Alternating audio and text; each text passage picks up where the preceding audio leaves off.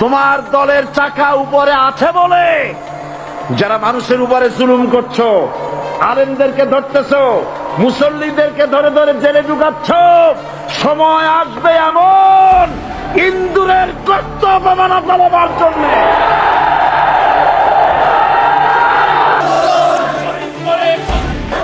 2013 সালের 15 ফেব্রুয়ারি মাওলানা দেলোয়ার হোসেন সাইদির মুক্তির দাবিতে কক্সবাজারের রাজপথে নামে জামায়াত শিবির। তাদের প্রতিরোধ করতে পুলিশ ও রাস্তায় নামলে তুমুল সংঘর্ষ বাধে। তৎকালীন কক্সবাজারের অতিরিক্ত পুলিশ সুপার আলোচিত পুলিশ কর্মকর্তা বাবুল আক্তারের নেতৃত্বে সেদিন নির্বিচারে গুলি চালানো হয় বিক্ষোভকারীদের উপর। পুলিশের গুলিতে প্রাণ হারান দলটির 3 জন কর্মী। এরপর থেকে তাদের উপর বেড়ে যায় পুলিশের আরও বেশি দমনপীড়ন।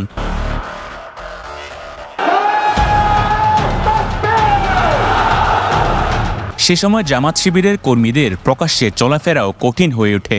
ধরপাকড়ের এমন পরিস্থিতিতে বন্ধ হয়ে যায় কক্সবাজার শহরের হাসপাতাল সড়কে অবস্থিত জামায়াতের জেলা কার্যালয়। দীর্ঘদিন বন্ধ থাকার ফলে ভুতুড়ে পরিবেশ তৈরি হয় দলীয় কার্যালয়ে। স্বৈরাচার শেখ হাসিনার পতনের পর 5 আগস্ট দীর্ঘ 11 বছর পর দলীয় কার্যালয়ে যায় দলটির নেতাকর্মীরা।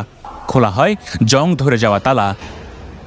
এখন দলটির কার্যালয়ে দেয়ালে দেয়ালে মুক্তির স্বাদ, রং লাগছে নতুন, হচ্ছে সাজসজ্জাও। যেন প্রাণ ফিরে পেয়েছে জামায়াতে ইসলামের কক্সবাজারের রাজনৈতিক আঁতুড়ঘর। দলটির শীর্ষ নেতারা বলছেন, আওয়ামী লীগের দুঃশাসন থেকে তাদের দলীয় কার্যালয়েও রেহাই পায়নি। এখন ছাত্র জনতার স্বপ্ন বাস্তবায়নে কাজ করতে চান তারা। সরকারকে সহযোগিতা করা, তারা যাতে একটি কাঙ্ক্ষিত মানে দেশকে পৌঁছাতে পারে এবং যারা নিহত হয়েছেন তাদের পুনর্বাসন এবং তাদের চিকিৎসা ইত্যাদির ব্যবস্থা করা। জামায়াত ইসলামের সেই কাজগুলো করা যাচ্ছে।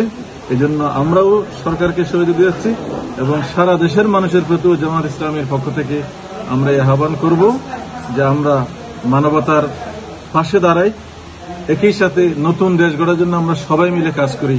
আমাদের কার্যক্রম সকল সময় ছিল, এখনো আছে, সামনেও থাকবে।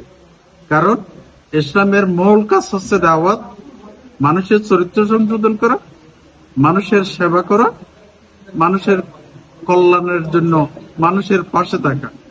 এই কাজগুলো আমরা সকল সময় করেছি, এখনো করতেছি, সামনেও থাকবে ইনশাআল্লাহ। আওয়ামী লীগের টানা শাসনামলে সবচেয়ে বেশি দমনপীড়নের শিকার হয়েছে দলটির নেতাকর্মীরা। যুদ্ধাপরাধে অভিযুক্ত হয়ে দলটির শীর্ষ নেতাদের ফাঁসিতে ঝোলানো থেকে শুরু করে নেতাকর্মীদের উপর চলেছে স্ট্রিম রোলার, যার ক্ষতচিহ্ন আর দুঃস্বপ্ন বয়ে বেড়াচ্ছে তারা। এসব স্মৃতি মনে পড়তেই আটকে ওঠেন নির্যাতিতরা।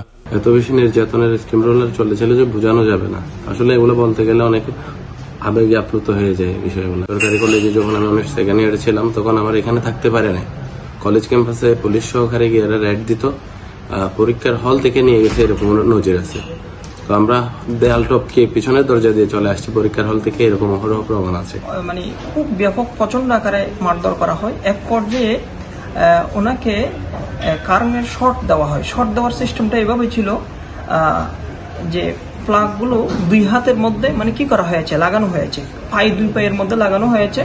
এরপর মাল্টিপ্লাগে গিয়ে প্লাগটা বিদ্যুতের সাথে সংযোগ করাই দেয়।